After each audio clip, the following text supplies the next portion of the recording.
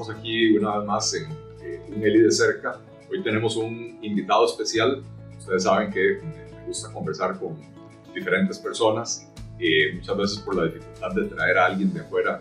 Empezamos con gente del despacho, gente aquí de la asamblea. Hoy tenemos un invitado de afuera que estoy seguro que la mayoría de ustedes conocen, Javier Adelfan, el argentico, un argentino que vive aquí en Costa Rica, que hace TikToks, sobre todo de temas económicos. A mí me pareció muy interesante poder tener una conversación con él.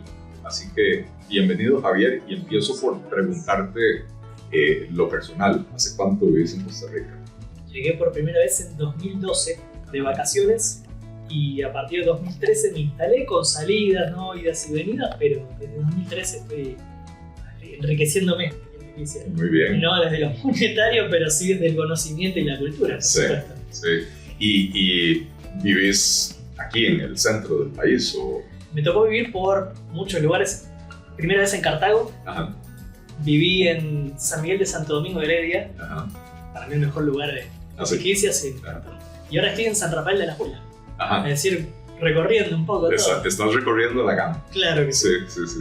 Interesante, porque muchos vienen a Tamarindo, van a Santa Teresa y se van a los lugares más exóticos del país. Sí. Lo que pasa es que mi llegada al país en realidad no es como el típico extranjero tal vez que llega atraído por el turismo y luego decide quedarse o que es traído por una empresa. Yo llegué atraído por una tica. Ajá. Entonces, eso lo explica. Claro, eso explica mucho. Y me quedé como un tico más en realidad. Si bien después me separé, me junté con otra persona y mi vida siguió adelante, pero me quedé y estoy como un tico más. Muy bien. ¿La familia en Argentina? La familia en Argentina. Ah. Tengo muchos amigos argentinos, algunos que todavía viven aquí, otros que se regresaron. Pero bueno, nunca me dejó de impresionar de Argentina la capacidad que tiene de provocar una megacrisis más o menos una vez por década. Yo incluso alguna vez escribí un artículo que lo titulé algo así como la argentinización de Costa Rica o de la economía costarricense. Porque por muchos años Costa Rica tuvo una economía sólida, tuvimos una megacrisis a principios de los 80. Que fue una crisis de endeudamiento externo, complicada por el hecho de que Costa Rica en aquella época exportaba café, banano, azúcar y carne.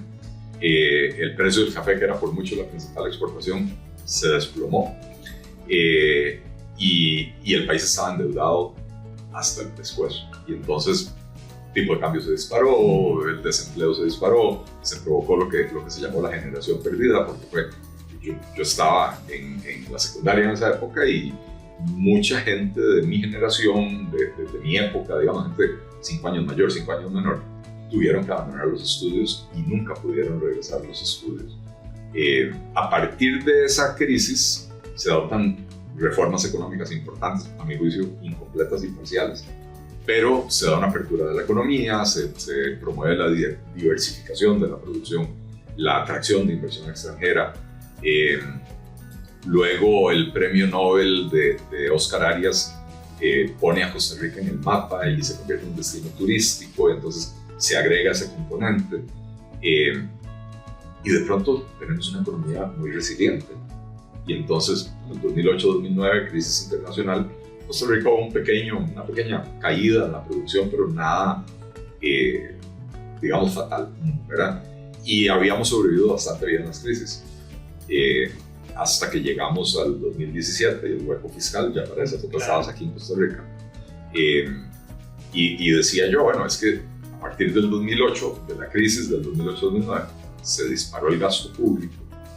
Teoría keynesiana, aumentar el gasto público para sostener la economía.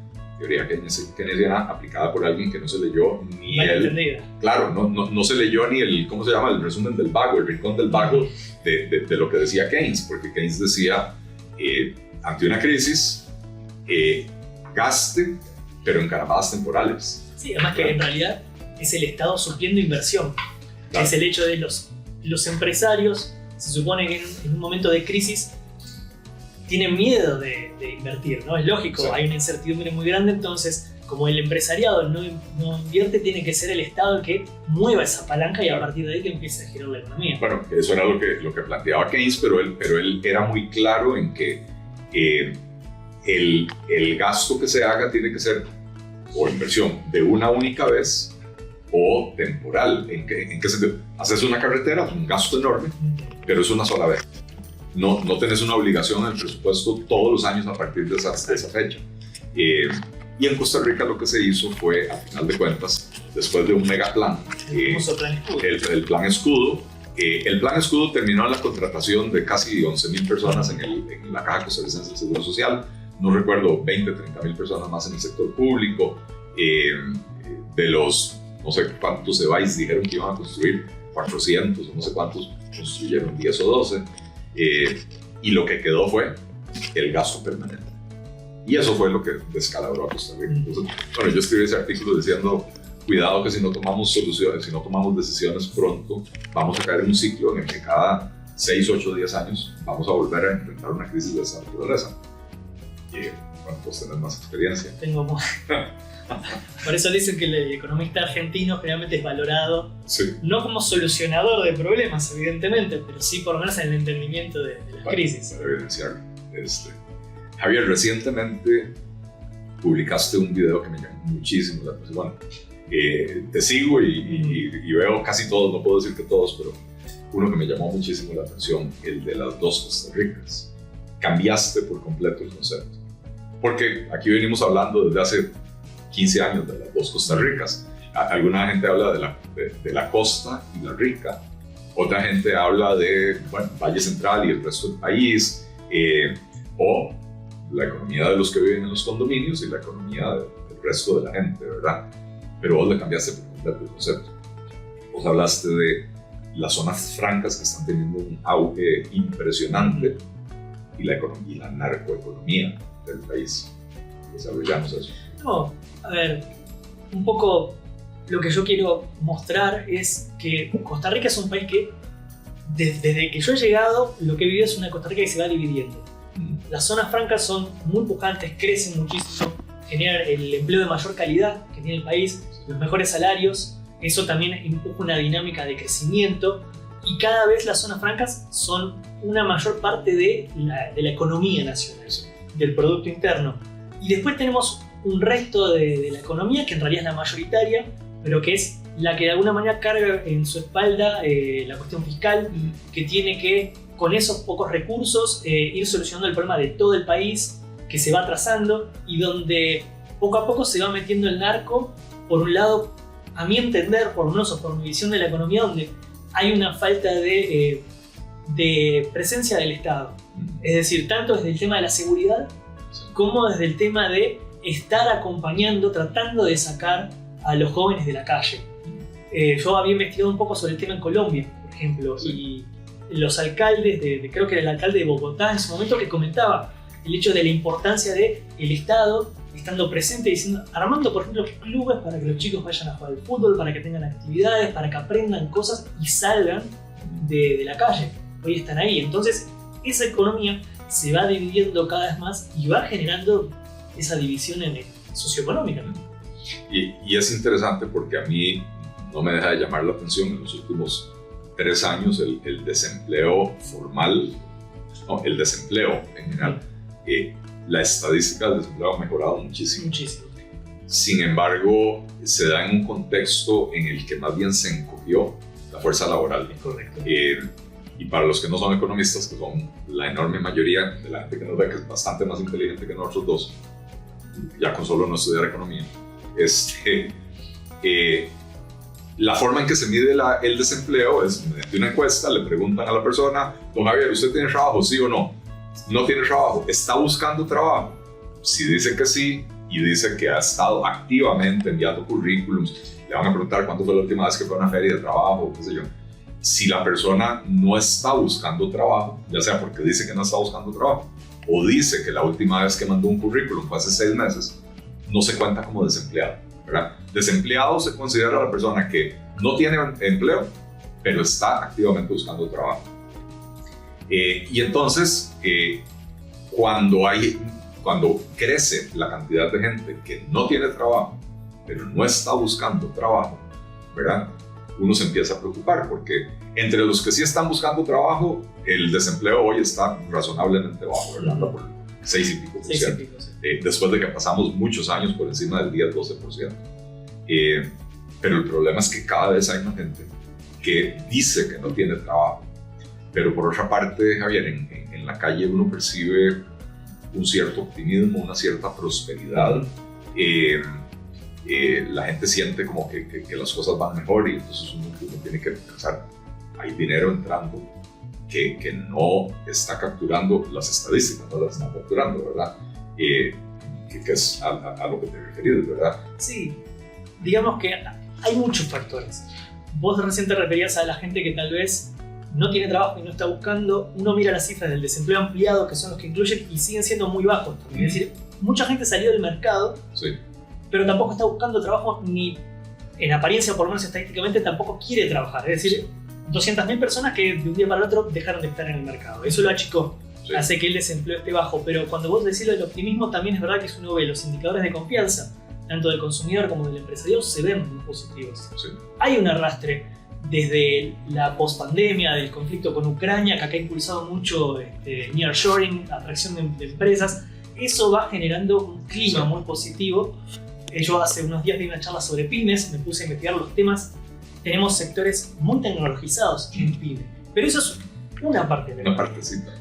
Yo me considero un economista de a pie, en el sentido que a mí me gusta caminar la calle, no me gusta montarme al bus, odio montarme al transporte público de Costa Rica porque es malo, pero lo hago a veces porque digo, quiero ver cómo está viajando esta gente, quiero charlar con esta gente, voy al supermercado, veo los precios de las cosas y le pregunto a la gente. Y la gente dice, está caro, está difícil. Sí. Son segmentos distintos, pero eso es una muestra de esa especie de grieta que empieza a haber en el país. Correcto, correcto.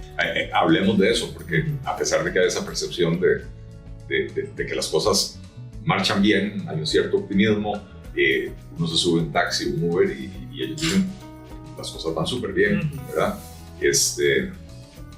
Hay perdedores en todo esto. Y vos que caminás la calle, ¿quiénes son los perdedores? ¿A quiénes percibes en esa calle? Perdedores, digo, los que a raíz de todos los cambios que se dan en el entorno no están resultando beneficiados. Yo pensaría que están siendo beneficiadas las personas que tal vez no se ven directamente beneficiadas por este crecimiento de las zonas francas, este derrame que genera las zonas francas. Obviamente que no es específicamente eso, hay gente que está fuera de las zonas francas y le va muy bien, pero en general la familia tradicional tica, que tal vez no es profesional, esa es la que yo creo que más le cuesta. Y yo asigno en parte de eso, porque digamos, no he visto estadísticas específicamente de esto, pero creo que hay un cambio en la forma de consumo, en el patrón de consumo del costarricense. Y creo que tiene que ver en buena medida con una debacle de los servicios del Estado. Entonces, hace un tiempo yo hice un video que también fue como polémico, que levantó un poco el clima en las redes, que era ¿qué es ser clase media en Costa Rica? Uno le pregunta a la gente, ¿vos qué sos y qué es clase media? Y cuando le preguntas cuánto necesitas para ser clase media, las cifras son más altas de lo que uno pensaría. Entonces, el consenso al que se llegó me decía 1,5 millones. Por supuesto que las redes están sesgadas, sí, pero 1,5 millones de colones. Y cuando yo miro el salario promedio en Costa Rica, miro los quintiles, esa gente es rica, sí, para Costa Rica. Sí. Y entonces uno empieza a pensar, ok, hace 20, 30 años la gente no necesitaba ir a la educación privada. Hoy necesita educación privada. La caja funcionaba relativamente bien, o mejor que ahora. Hoy la gente tiene que pensar en pagar la salud privada. La seguridad también. Entonces cuando uno empieza a ver que eso es parte del gasto, ahí empieza a ver cómo el salario disponible, el ingreso disponible se va achicando. Ciertísimo eso que decís. De hecho, saco mi teléfono porque he estado conversando con una amiga de toda la vida que hoy no vive en Costa Rica, pero bueno, su hermana pasó por una situación de salud grave, dichosamente se recuperó y en la caja, ¿verdad? Un cáncer, y ella no hubiera podido costear la quimioterapia por lo privado, pero era trabajadora independiente y durante toda la quimioterapia nunca se incapacitó. Pero cuando terminó, tuvo una recaída de la enfermedad, pero una caída de energía y qué sé yo, y no pudo trabajar durante un par de semanas y fue a pedir incapacidad y la caja se la negó. Y dice la muchacha, tengo 25 años de estar pagando la caja, de estar pagando el seguro de enfermedad y la pensión y toda la pensión, y me dicen que no, como soy trabajador independiente no tengo derecho a la incapacidad. Ahí hay una primera injusticia. Hoy me escribe, la que tuvo esta situación fue la hermana de esta amiga. Hoy me escribe mi amiga y me dice, ve lo que pasó. Me dice, esta es la mejor amiga de mi hermana. Y lo voy a leer para no, porque lo publicó en alguna red social, te lo enseño. Dice, no sé si reír o llorar. Cita en ortopedia en el 2019, me dan una para el 2023 y allí indican que me tienen que operar urgentemente porque tengo artrosis grado 3 cadera derecha, artrosis grado 3, 4 rodilla izquierda. Llego hoy a la cita cirugía ortopedia y el doctor me dice, pero no la hemos operado, yo puse hace 2 años que era urgente y me indica, ¿y cómo hace usted para caminar así? Y ponen, no supe si llorar o reír, mi próxima cita es para mayo del 2028.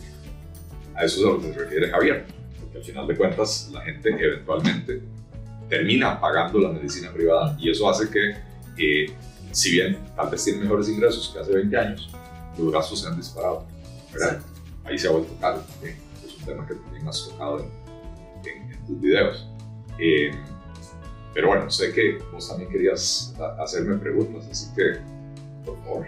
No, en realidad es qué visión tenés vos en todo caso sobre por qué el país está tan caro y algo muy puntual que por ahí no es, bueno sí, está directamente relacionado a todo esto, pero el tema del transporte público, ya que antes lo mencionamos, ¿qué se puede hacer para mejorar la situación teniendo en cuenta que transporte público no es solamente beneficio para la gente, calidad de vida, es productividad, es competitividad?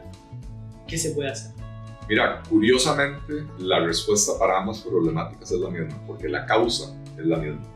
Y es un tema del que en Costa Rica nunca se habla porque a la gente no le gusta escucharlo. La economía costarricense en los últimos 40 años, 50 años, 70 años, usted ponga la fecha que quiera, se empezó a convertir en una economía donde tienen éxito los que logran de alguna manera conectarse al poder y obtener cierto tipo de protecciones. Y entonces tenemos muchos mercados protegidos, protegidos tal vez para un productor local, no siempre, a veces mercados protegidos para importadores, ¿verdad? Y entonces incluso trabaja en contra del productor nacional.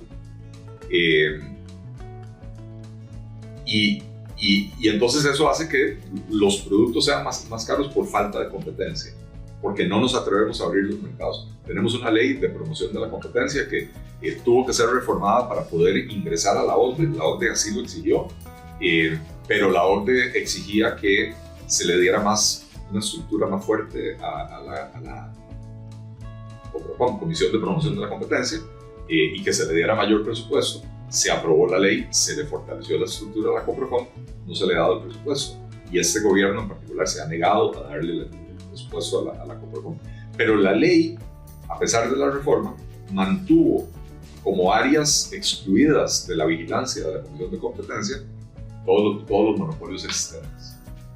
Entonces no se pueden meter en monopolios creados por ley. Recope, qué sé yo. Excluyeron el arroz, excluyeron una serie de actividades económicas donde tenemos mercados concentrados poco competitivos.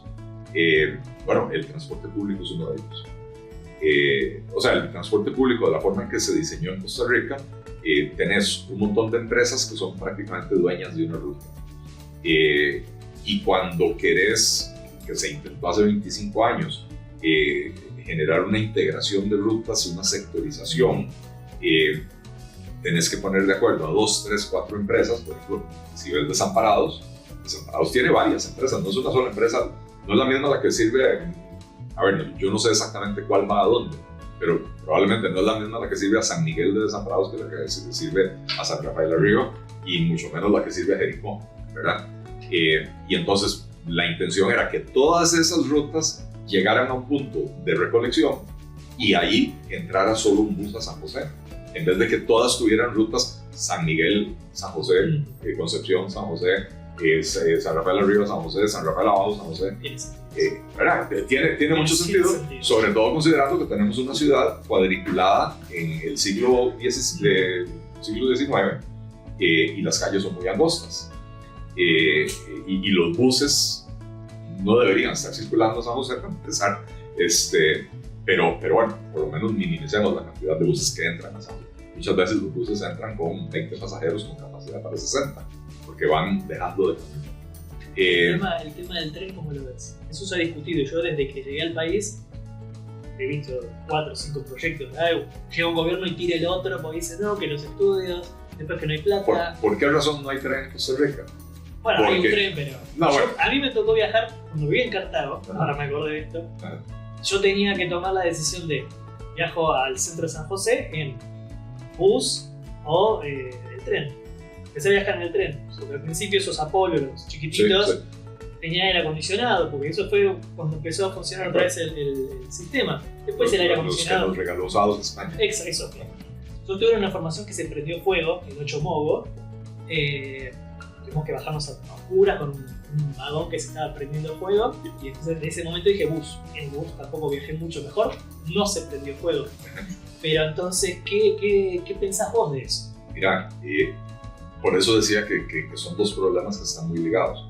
En el caso del costo de la vida, porque tenés esos mercados protegidos,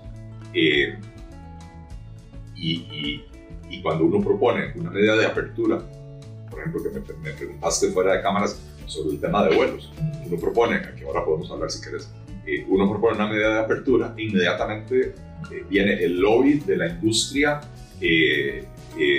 a decir que uno está protegiendo intereses de otros, y básicamente lo que están haciendo es defender su mercado, ¿verdad? Porque saben que mientras mantengan su mercado cerrado pueden seguir cobrando tarifas elevadas. En el caso de los autobuses, lo que tenés es un montón de empresas autobuseras que se perciben dueñas de la línea que sirven, y entonces cuando propones un tren y ese tren puede desplazar pasajeros de los buses al tren, se convierte en una amenaza para estas empresas. Entonces te puedo prácticamente garantizar que en este país no existe tren de carga, existe un tren, la gente choca con el tren. Esa es la mayor evidencia de que hay un tren en Costa Rica. Pero no hay un verdadero tren de carga que uno pudiera decir qué maravilla, ¿verdad? Y mucho menos un tren de pasajeros, ¿verdad? Tenemos algo aquí en la GAM, con vagones de 1905, o sea, realmente triste. Y aún así, pareciera ser mejor el servicio que el bus. Pero la realidad de por qué no tenemos un tren no es ni porque no hay plata. Cuando yo era más joven, el argumento no era que no era plata, es que este era un país tan sísmico que aquí no puedes hacer, por ejemplo, un metro. A los 15 años yo tuve la suerte de ir a México y lo primero que hicieron fue subirme al metro. Y yo decía, ¿y si se viene un terremoto aquí? Está más seguro aquí que arriba, porque esto es un subterráneo súper reforzado, ¿verdad? Panamá ya tiene un metro. Bueno, vengo de allí, de hecho. Yo pagué, en un video lo dije, 85 centavos desde el aeropuerto al centro de la ciudad. 20 kilómetros. No es la primera vez que voy a Panamá. La primera vez que fui pagué un taxi. $30, $35, sí. Había presa, tardé más. Entonces digo, entiendo que puede ser muy caro el metro en sí mismo, por debajo. Y que las condiciones tal vez de Costa Rica no son las mismas de Panamá, pero ¿por qué no tener un monorriel, algo que interconecte, algo rápido? La razón es porque en este país existen, no sé, más de 2.000 empresas autobuseras que se creen con derecho exclusivo al pasajero. ¿Qué hacemos de acá a 5 o 10 años? ¿Cómo va a moverse la gente de su casa hacia el punto que tengo que ir? Mira, la gente va a dejar de poder moverse no porque el servicio de transporte público sea malo, sino simplemente porque la infraestructura está colapsada. Y si proyectamos crecimiento, lo que hoy, digamos, yo vivo en Escazú, me vengo en carro aquí a la Asamblea Legislativa. Si yo vengo por cualquier motivo, un sábado, un domingo, hago 25 minutos de mi casa. Si yo vengo entre semana y tengo la suerte de no tener que estar aquí temprano, puedo llegar a las 9, hago 45 minutos. Si yo tengo que estar aquí a las 8, hago más de una hora, ¿verdad? Y entonces, el diseño del transporte público que tenemos hoy no va a... El problema va a ser que el bus va a estar atascado en la misma presa en la que estamos atascados los carros, ¿verdad? Y entonces, Costa Rica tiene una oportunidad que se presenta cada 7 años, como el cometa Halley, ¿verdad? Cada 7 años viene y llega, y ningún gobierno la ha aprovechado. La última vez le tocó a Carlos Alvarado, que es que se vencen todas las concesiones de buses simultáneamente. Y una vez que se vence la concesión, se acabó la obligación del Estado con estas empresas. Y entonces pues, hay que decirles, señores, no les renuevo, o les renuevo si me acepta el nuevo modelo operativo, ¿verdad? Yo soy economista liberal, yo creo en la competencia, y sin embargo también soy práctico y pragmático.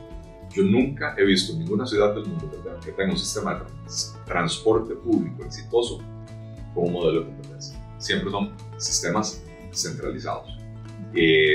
No necesariamente quien opera el bus es del Estado, pero existe una organización central que dice, estas son las rutas, las saco a licitación, todos los buses van pintados del mismo color y con el mismo logo, porque es un servicio unificado para toda la ciudad, pero entonces organizar las rutas de manera lógica. La planificación y la regulación tienen un poco de mala prensa, pero a veces son necesarias.